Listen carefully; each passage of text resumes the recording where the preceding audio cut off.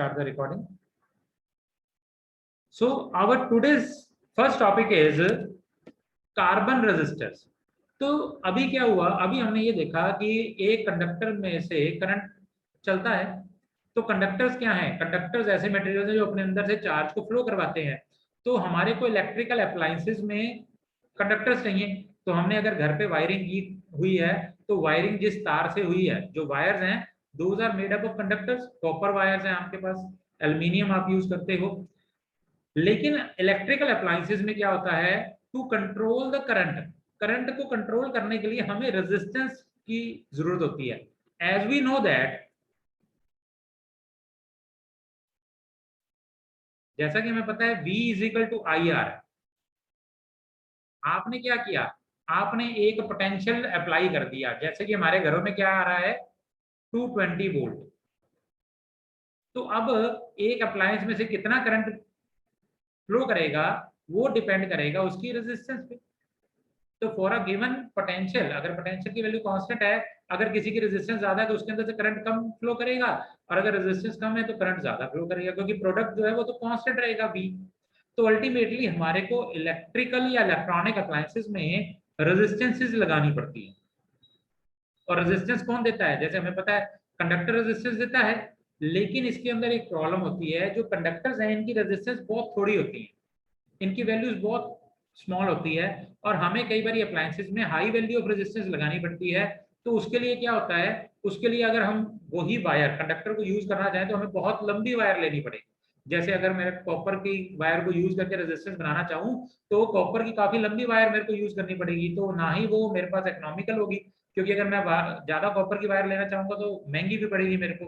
ठीक है, और इतनी बल्कि बन जाएगी कि मेरी रेजिस्टेंस तो मैं अटेन कर पाऊंगा, लेकिन बल्कि इतना ज्यादा हो जाएगा तो मेरा अप्लायंस ही बहुत बड़ा हो जाएगा।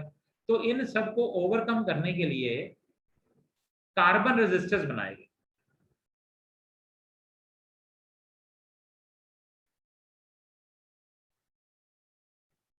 तो कार्बन रेजिस्टेंस क्या हुए, तो आप ये लगाओ कि जैसे आपका एक पेन है, पेन के अंदर आपकी रिफिल होती है पेन की। तो इतना पतला सा चीज लेके, जैसे रिफिल के अंदर आपकी क्या होती है, इंक भरी होती है। तो रिफिल के अंदर इंक की जगह आप ये सोचो कि उसके अंदर एक कार्बन पाउडर को भर दिया गया। तो हमारे पास क्या होता है, एक सिलेंड्रिकल हम पाइप बना लेते हैं, पतली सी, और सिलेंड्रिकल है हमारे पास एक छोटा सा, ये हमारी सिलेंड्रिकल पाइप है।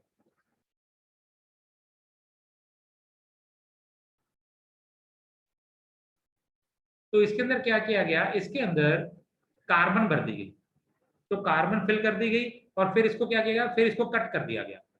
तो छोटे छोटे पीसेज में इसको कट कर लिया गया। तो इसके अंदर कार्बन भरी और ऐसे छोटे छोटे पीसेज इधर से ऐसे ऐसे कट कर दिए। तो ये कार्बन जो है ना, ये रेजिस्टेंस पोज करती है। तो ऐसे इसको कट कर लिया गया। तो ये जैसे ये वाला पीस है, एक इतना पीस अलग से निकाल लिया गया। तो इसको मैं दोबारा से बना देता हूँ, एक छोटा सा कार्बन रेजिस्टर। ये इस तरह से बहुत ही छोटा होता है ये। तो जितनी मैं डायग्राम बना रहा हूँ, एज कम्पेयर टू इट, इसकी इसका साइज इससे भी छोटा होता है, तो इससे भी छोटा होता है। तो ये कार्बन रेजिस्टेंस बन गया हमारे पास। अब इस छोटे से अप्लायंस के इधर एक मेटल कैप लगा दिया गया, और इधर एंड्स में मेटल कैप लगा दिया गया। मेटल कैप का मतलब कंडक्टर्स का एक कैप लगा दिया गया, और उससे तार निकाल दी गई।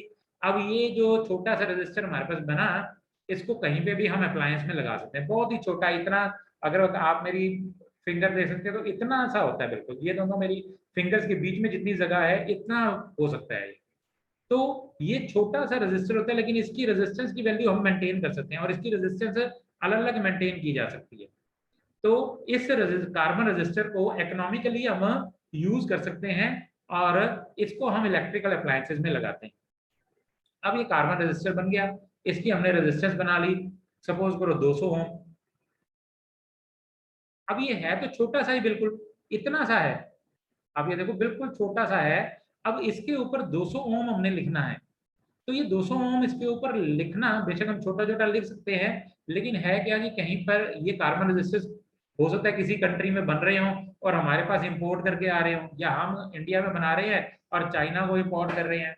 तो वहां पर क्या है, वहां पे चाइनीज चल रही है, तो वो अपनी लैंग्वेज में चाहते हैं। तो अल्टीमेटली ये लैंग्वेज बैरियर को ओवरकम करने के लिए क्या किया गया, कार्बन रेजिस्टेंस की कलर कोडिंग कर दी गई। So colour coding of carbon resistance. तो ये है हमारा main topic, colour coding of carbon resistance. तो कार्बन रेजिस्टेंस की कलर कोडिंग कर दी गई। सो द कमर्शियल रेजिस्टर्स, तो मैं आपको लिख के बता देता हूं, the commercial,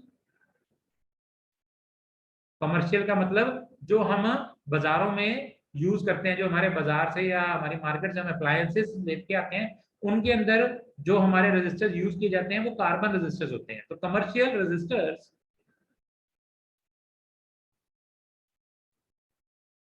used are carbon resistors.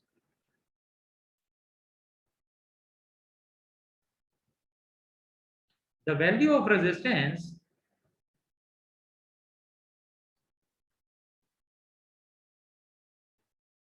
of these materials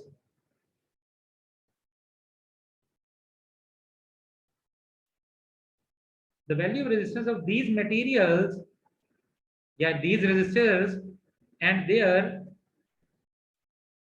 percentage accuracy are indicated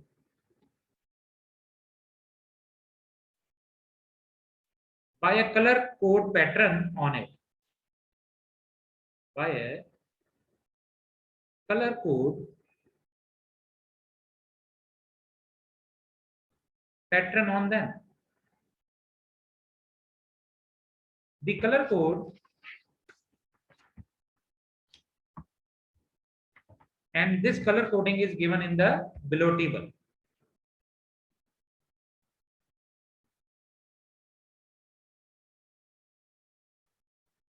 Is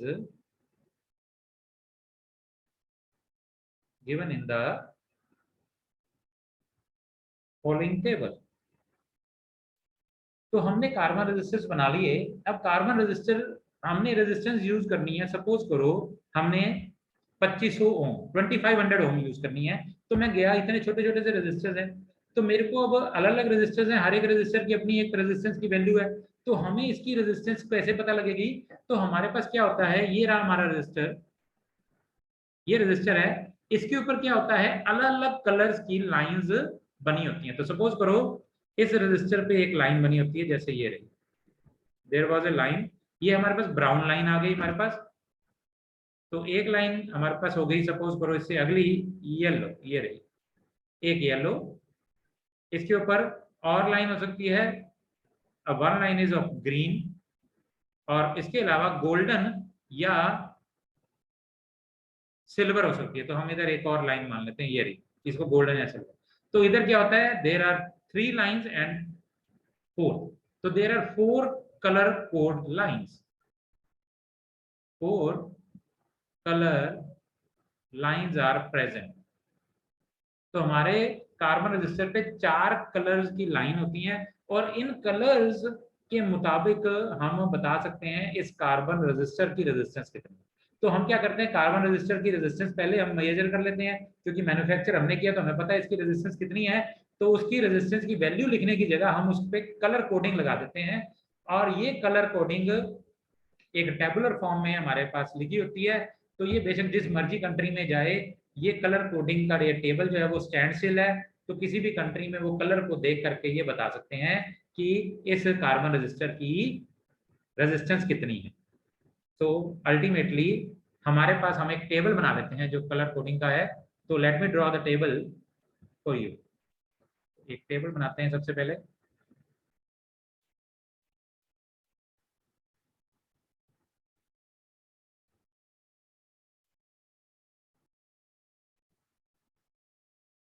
तो इसके अंदर first is of colour,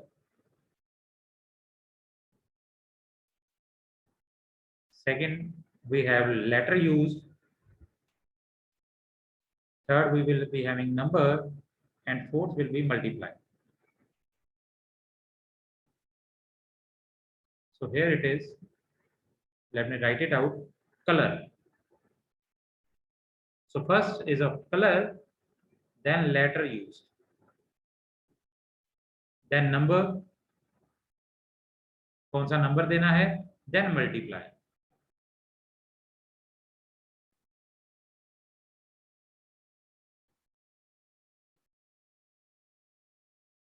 Let me write it down first, then I will explain it to you. मैं एक बार लिख देता हूं, फिर आपको ये सारा मैं एक्सप्लेन कर दूंगा.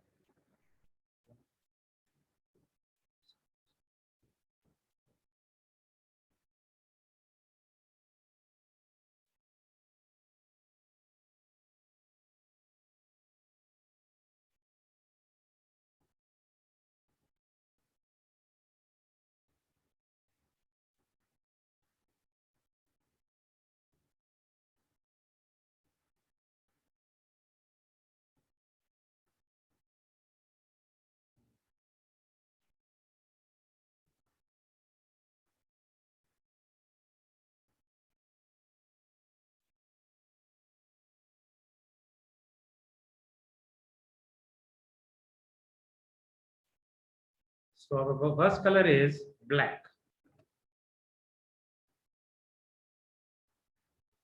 Black,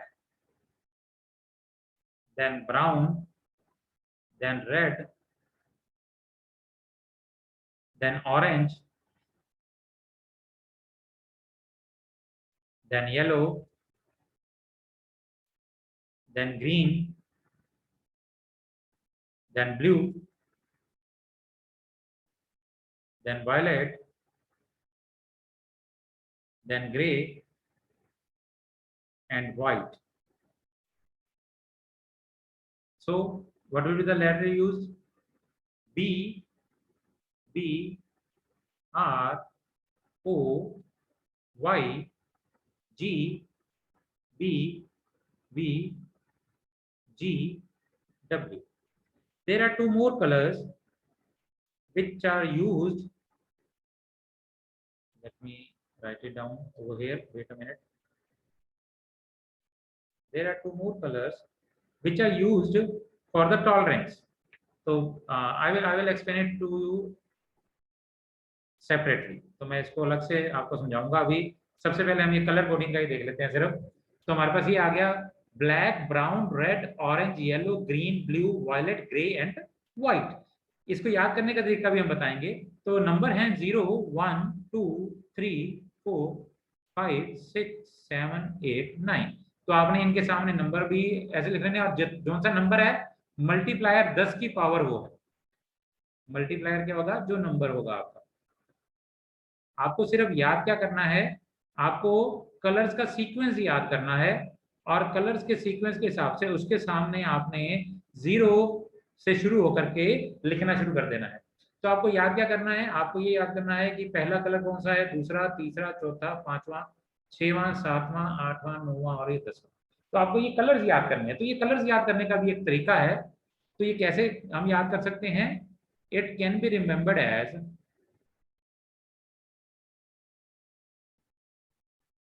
इसको याद करने का एक तरीका है. You can write it as B, B, Roy, Great Britain, very good white. तो इसको कई बार मतलब पूरा सेंटेंस बनाने के लिए ऐसे भी लिख दिया जाता है कई बुक में, B B Roy of Great Britain have a very good wife. तो इसको पूरा सेंटेंस बना दिया जाता है कई बार. आप ऐसे बोल सकते हो B B Roy Great Britain very good wife. तो इसमें जो हमारे पास ये कैपिटल लेटर्स जो मैंने लिखे हैं, B, B, capital letters, ROY भी कैपिटल है, ग्रेट का G, ब्रिटेन का B, वेरी का V, गुड का G और वाइफ का W. तो आपने ये लिख लेने हैं. ये देखिए. और आपको ये सीक्वेंस थोड़ा याद करना पड़ेगा कि इस टेबल में ब्लैक, ब्राउन और ब्लू, सबसे पहले ब्लैक आता है, फिर ब्राउन आता है और फिर ब्लू आता है. आप ये देख सकते हो B 3 बार आता है और G 2 बार आता है. तो पहला जो G है वो ग्रीन है और दूसरा G ग्रे है. तो ये आपको सीक्वेंस थोड़ा सा याद करना पड़ेगा. B B Roy Great Britain very good wife.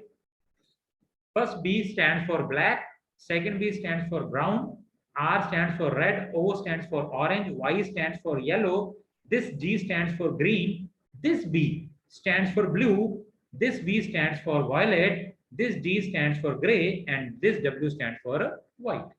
तो आप ये देख सकते हो B 3 बार है तो पहला ब्लैक, दूसरा ब्राउन और तीसरा ब्लू है, और G 2 बार है तो पहला G जो है वो ग्रीन है और दूसरा G जो है वो ग्रे है। बाकी आपको R से पता है रेड कलर है, O से ऑरेंज, Y से येलो, B से वायलेट और W से व्हाइट। तो आप इस तरह से इसको टेबल को याद कर सकते हो और नंबर को क्या करोगे, 0 पहले लिख दोगे, 0 1 2 3 4 एक सीक्वेंस में लिखोगे और जो मल्टीप्लायर है वो 10 की पावर 0 1 2 3 4 आप लिख सकते हो। इसी के साथ ये तो हो गया कलर कोडिंग, अभी मैं पूरा एक्सप्लेन करूंगा। इसी के साथ हम एक और टेबल बनाते हैं जो हमें टॉलरेंस बताता है। टॉलरेंस का मतलब क्या हुआ कि भाई इसमें गलती कितनी हो सकती है, कि अगर मैं कोई चीज मापता हूँ, जैसे मैं आपको पहले भी हमने ये चीजें पहले भी डिस्कस की हैं कि अगर हम कोई हाइट मापते हैं, अगर आपकी मैं हाइट पूछता हूँ तो अगर आप मेरे से हाइट पूछे तो मैं कहूँ मेरी हाइट है 5 फीट 10 इंचेस, तो क्या एग्जैक्टली 10 इंचेस है? नहीं, हो सकता है वो 9 पॉइंट समथिंग हो सकता है वो 10 पॉइंट समथिंग हो। तो इतना एरर एडमिसिबल है क्योंकि मैं 5 फुट 9 इंच से 5 फुट 10 इंच पे जंप करता हूँ, बीच वाला नहीं बोलता। तो ऐसे ही हमारी रेजिस्टेंस में भी कुछ गलती हो सकती है उसकी वैल्यू में, और वो गलती जो हमें एक्सेप्टेबल है उसको कहते हैं टॉलरेंस। तो इसकी टॉलरेंसेस क्या है कि मतलब इसमें कितनी हम गलती हो जाए, थोड़ी सी इधर उधर वैल्यू हो जाए तो हम एडमिट कर लेंगे, कोई प्रॉब्लम नहीं हमें। तो इसलिए हम चौथा कलर यूज करते हैं। तो पहले 3 कलर्स तो यहाँ वाले जो हमारे टेबल है उससे आते हैं, और उससे 4th कलर जो है वो हमारा अगला इससे आएगा। वो कलर देखते हैं हम कैसे बनाते हैं हम, और वो है टॉलरेंस बताने के लिए कलर और उसकी टॉलरेंस। तो अगर चौथी जो स्ट्रिप है वो गोल्ड की है तो इसका मतलब 5% टॉलरेंस, मतलब 5% गलती हो सकती है वैल्यू में। और अगर सिल्वर है तो 10% टॉलरेट करना पड़ेगा आपको, और if it has no colour on it then 20%। मतलब ये इम्प्योरिटी बताता है। तो जैसे कार्बन रजिस्टर बनाया तो मैंने कहा आपने एक होलो कोई भी सिलेंड्रिकल पाइप ली और उसके अंदर आपने कार्बन पाउडर भर दिया और फिर उसकी काट के उसकी रेजिस्टेंस माप ली, तो अल्टीमेटली उस रेजिस्टेंस में कुछ इम्प्योरिटी हो सकती है, क्योंकि कार्बन पाउडर में कोई इम्प्योरिटीज हो सकती हैं, उसके कारण कुछ रेजिस्टेंस की वैल्यू ऊपर नीचे हो सकती है। तो अल्टीमेटली कितनी टॉलरेंस है वो चौथा कलर बताएगा। तो पहले 3 कलर तो हमें रेजिस्टेंस की वैल्यू बताते हैं, और ये 4th कलर जो है वो हमें टॉलरेंस के बारे में बताता है। तो ये वाला 4th कलर हमें क्या बताता है, टॉलरेंस। तो कितनी गलती आप टॉलरेट करोगे इसके अंदर, कोई बात। तो ये है हमारे पास कार्बन रेजिस्टेंस की कलर कोडिंग। तो इधर हम अब एक क्वेश्चन न्यूमेरिकल करते हैं और उससे इस सारे टॉपिक को समझने की कोशिश करते हैं। तो let us write down a numerical. एक एग्जांपल पढ़ के हम इस पूरे टॉपिक को समझने की कोशिश करते हैं। So for a given carbon resistor, for a given carbon resistor, तो मैंने क्या बताया, कार्बन रेजिस्टर में कितनी स्ट्रिप्स होती हैं, कलर्स की 4। तो ये देखो, first strip, second strip and third strip. तो 3 स्ट्रिप्स जो होती हैं वो हमें रेजिस्टेंस की वैल्यू बताती हैं, और चौथी स्ट्रिप जो है वो हमें टॉलरेंस बताती है। तो हमारे पास क्वेश्चन कैसे बनेगा, for a given resistance let the first strip let the first strip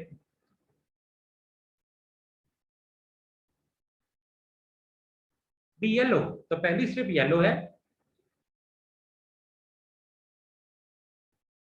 second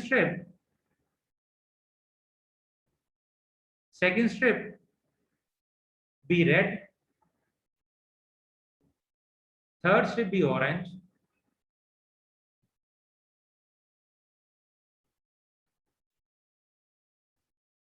and fourth be gold।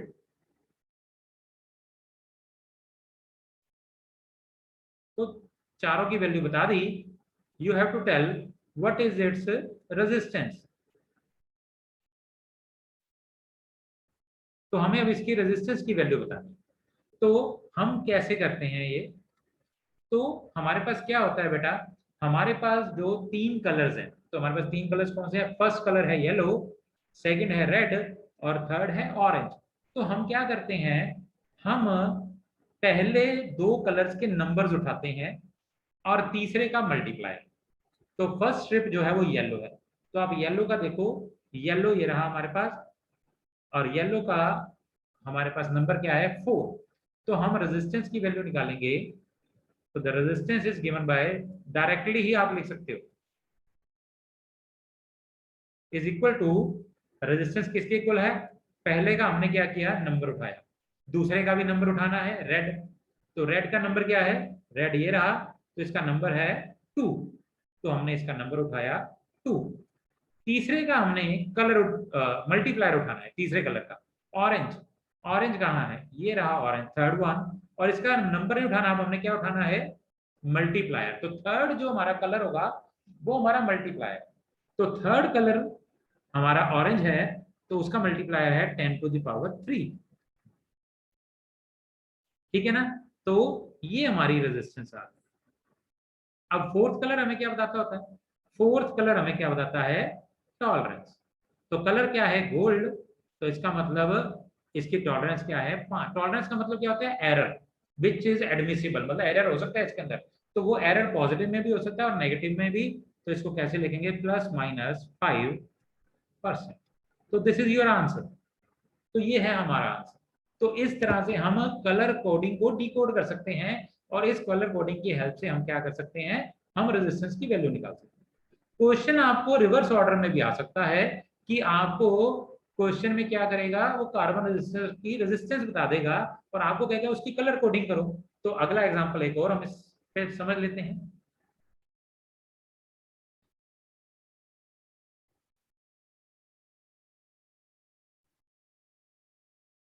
The resistance, तो पहले में कलर्स बताए थे, अब इधर रेजिस्टेंस बता देगा। The resistance of the given carbon resistor is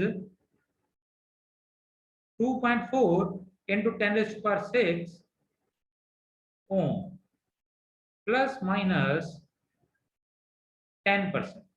तो नोट्स में 5% है, चलो मैं 10% ले रहा हूँ, ठीक है? तो थोड़ा चेंज हो जाएगा इसमें। What is the sequence of colours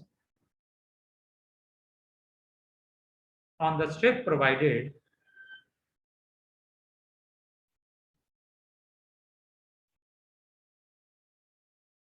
on the strips provided on resistor। तो अब हमें इसके कलर कोडिंग करनी है। सो हमने क्या देखा? पहला कलर जो होता है वो नंबर होता है, पहले का नंबर यूज होता है, दूसरे का भी नंबर यूज होता है और तीसरे का मल्टीप्लायर होता है। तो यहां पर देखो रेजिस्टेंस कितनी है? रेजिस्टेंस दी गई है 2.4 इंटू 10⁻6 ओम प्लस माइनस 10%। तो पहली स्ट्रिप जो होती है वो 2 की होगी, मतलब ये कलर बताएगा इसका, फिर 4 होगा और ये 10⁻6 होगा। लेकिन यहाँ पर ध्यान देने वाली बात है, ध्यान रखना, यहाँ पर देखो कहीं पर भी हमारे पास हमने डेसिमल नहीं लगाया, लेकिन इधर जो हमारे को क्वेश्चन दिया गया है उसके अंदर 2.4 दिया गया है।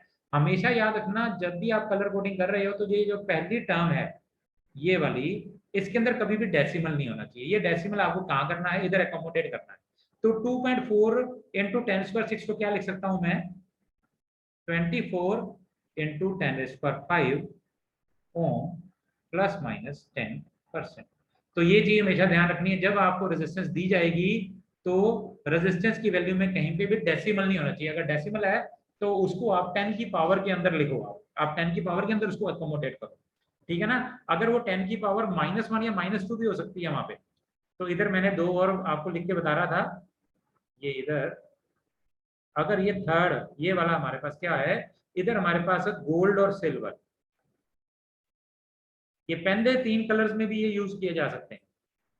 और उनके मल्टीप्लायर होंगे। तो तीसरा जो है हमारे पास वो यूज किया जा सकता है 10⁻⁻1 और -2 के। तो जो हमारे पास मल्टीप्लायर है तीसरा, जो हमारे पास स्ट्रिप है उसमें गोल्ड और सिल्वर आ सकता है, लेकिन उनका मल्टीप्लायर यूज किया जाएगा और वो 10⁻1 और माइनस इधर वाला ही है -1 या -2 के।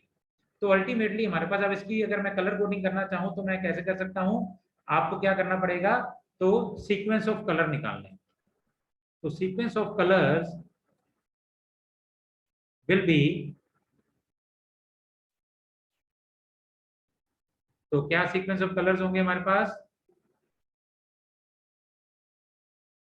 तो अगर थर्ड पे होगा तो फोर्थ कलर गोल्ड सिल्वर या नो कलर हो सकता है बेटा। मैंने क्या बताया कि अगर हमारे पास ये रहा, तो क्वेश्चन है हमारा दिवांशु का, उसने कहा कि अगर सर तीसरा कलर गोल्ड या सिल्वर होगा तो चौथा कलर कौन सा हो सकता है। फोर्थ कलर तो गोल्ड सिल्वर या नो कलर ही होएंगे, या तो गोल्ड होगा या सिल्वर होगा, तो स्ट्रिप्स होंगी। तो आप ये देखो आप, इसके ऊपर कार्बन रजिस्टर पे एक स्ट्रिप, दो स्ट्रिप, तीन स्ट्रिप और थोड़ी सी हटके चौथी स्ट्रिप, ऐसे होगी। तो ये फर्स्ट स्ट्रिप है, ये सेकंड है, ये थर्ड है और ये फोर्थ है। तो फर्स्ट स्ट्रिप जो है वो इन कलर्स में से कोई भी हो सकती है, ये वाले कलर्स में से। It can be black, brown, red, orange, yellow, green, blue, violet, grey, white, इनमें से कोई भी हो सकती है। सेकंड स्ट्रिप भी इनमें से कोई हो सकती है।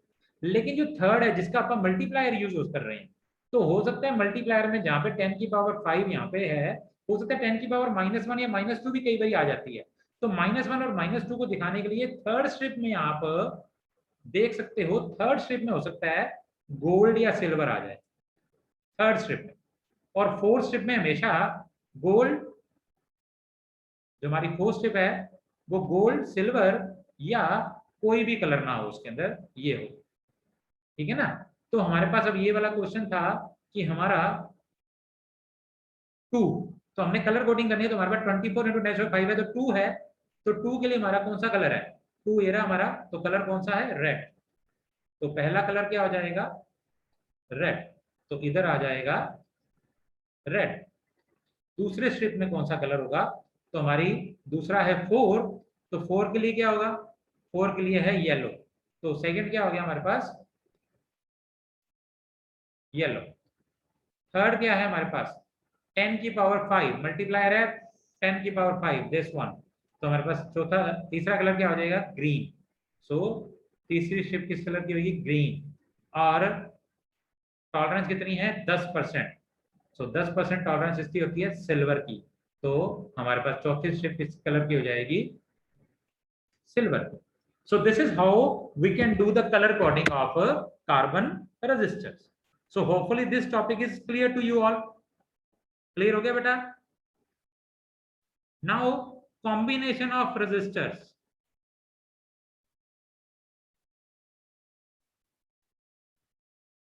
तो हमारे जो इलेक्ट्रॉनिक या इलेक्ट्रिकल सर्किट होते हैं ना, उनके अंदर नंबर ऑफ रेजिस्टर्स लगे होते हैं बेटा।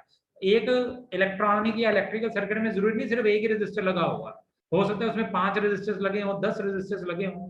तो ये रेजिस्टर्स दो तरह से कंबाइन किए जा सकते हैं, जैसे कि हमने कैपेसिटर्स की कॉम्बिनेशन में भी पढ़ा था, वैसे ही resistors can be combined in series and they can be combined in parallel.